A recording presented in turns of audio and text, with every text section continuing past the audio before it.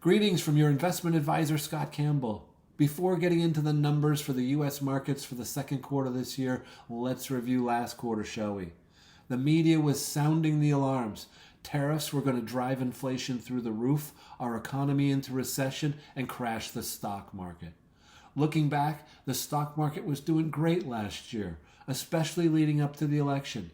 Investors were feeling very positive about a pro-growth Trump administration. Immediately following the election, however, the market turned negative. The market continued to underperform through the end of the year and into this year. On Liberation Day in April, when the tariffs took effect, the market dropped again, and the media went into overdrive about the negative future ahead, all caused by Trump's tariffs. But lo and behold, the stock market has turned around. As I stated last quarter, the media's negativity was totally overblown and very inaccurate. In the second quarter of this year, the U.S. stock market was up 11.08% and now up 5.7% for the year. A tremendous quarter has put us back on track for the year. The market in the second quarter returned to setting records every time the market closed on a high. The stock market surpassed the level it was at the day before Liberation Day and surpassed the previous record highs set before the election. We are back in the black, baby. Bonds returned to their recent behavior, with short-term bonds producing the highest returns for the quarter, followed by intermediate-term bonds, and long-term bonds produced a negative return for the second quarter.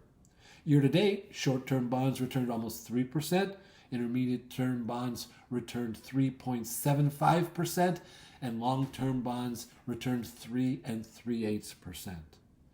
The other problem with the media, aside from blowing the negativity totally out of control, have you heard the mainstream media mention that they were wrong, or even that the market has completely recovered?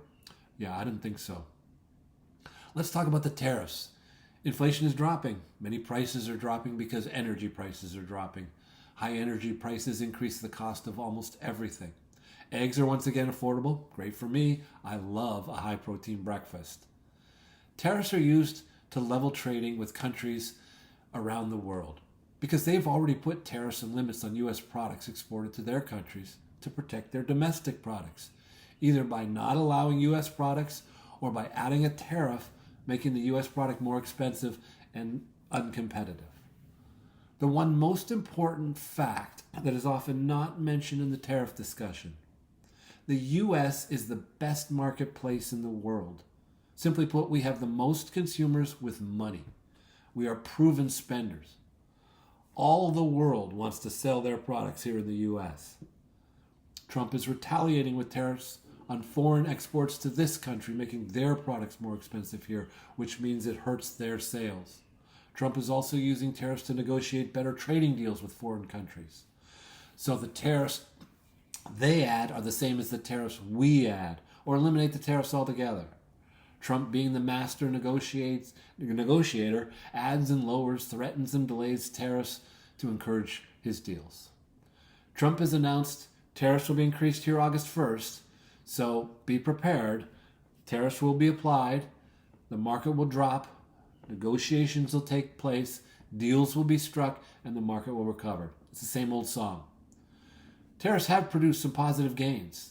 First off, companies around the world have pledged investment of upwards of $2 trillion in the U.S., building new manufacturing plants and expanding their current operations, all to avoid tariffs. And more of this is being announced constantly. And that's the main purpose of the tariffs, to increase and expand manufacturing here in the U.S. Tariffs have also brought in over $98 billion in revenue to the U.S. Treasury.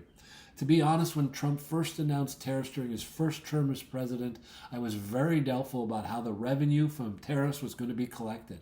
Frankly, I was skeptical it could be done at all. But I was clearly wrong.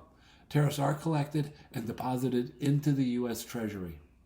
Up until the early part of the last century, tariffs were the primary source of revenue for the U.S. government. They've been used by both parties since the founding of the country. I would suggest that most of the opposition to tariffs is really just opposition to Trump.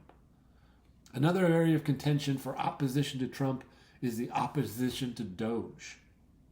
If you've been listening to me for any length of time, you know that my primary concern with the federal government is the debt. The U.S. debt is over $37 trillion right now. The annual interest on that debt is over $1 trillion. The debt's unsustainable. Any responsible person, all responsible people, agree the only prudent thing to do at this point in time is to cut spending. The U.S. federal government simply does not have money to do all of the things they currently spend on. They spend way too much money. Unfortunately, Elon Musk was only able to cut a small percentage of the total amount of spending that needs to be cut. But Doge will continue to operate and will hopefully continue to produce results. I'm at least comforted by the fact that cutting spending is finally a topic of discussion in the political class. Trump's big, beautiful bill passed into law. First off, it isn't perfect. Anybody who expects perfection from the government needs to get out and get some fresh air. It's just never going to happen. But the bill makes permanent the tax cuts Trump implemented in his first term. For the record, every tax bracket was reduced. All taxpayers got a reduction in their taxes. And if the big, beautiful bill had not passed, every taxpayer would have been hit with a tax increase. That would have definitely caused a recession. On a side note, the cuts to Medicaid are simple. Removing illegal aliens and those fit to work from receiving benefits are the cuts. No one in need is going to be cut. I think it's terrible, given the debt, that people would mischaracterize these important fiscal steps. Because entitlements or welfare are the biggest expenditure of the government. To really cut spending, these programs need to be analyzed. We all know and have seen real-life examples of people gaming the system. This fraud, waste, and abuse must be identified and eliminated. And soon. Another aspect of the Trump agenda investors were excited about was deregulation.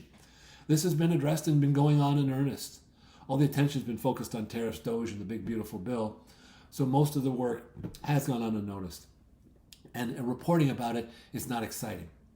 Deregulation, however, in the financial services industry is already boosting stocks in that sector. M&A activity is up, and more is coming from the administration on this. There is no question that reducing regulation boosts growth. Reducing the overhead on companies is good for growth, and most of us agree we have enough regulations. Those big tech stocks that drove the market upwards last year and downwards at the end of last year and the first quarter this year are back to recording new highs. NVIDIA set a new record today. We are at the beginning of the earnings announcement season for the first quarter. Always remember, corporate profits or earnings are what really drives the stock market. Earnings are expected to be great, which is good for the stock market. Current readings on inflation show it's dropping, prices are dropping, the economy's doing fine, and the market's going in the right direction. Where does the market go from here? It's hard to tell, especially since the normal seasonal trends are out. The U.S. market normally does very well in the first quarter. This first quarter, the market dropped 5%. The summers, the market doesn't really do much because the economy is at its slowest. So, in summary, the second quarter was phenomenal. The economy and the market are doing fine. Enjoy the summer, but reach out if you have any questions or need any help. Thanks so much. Hope to talk soon.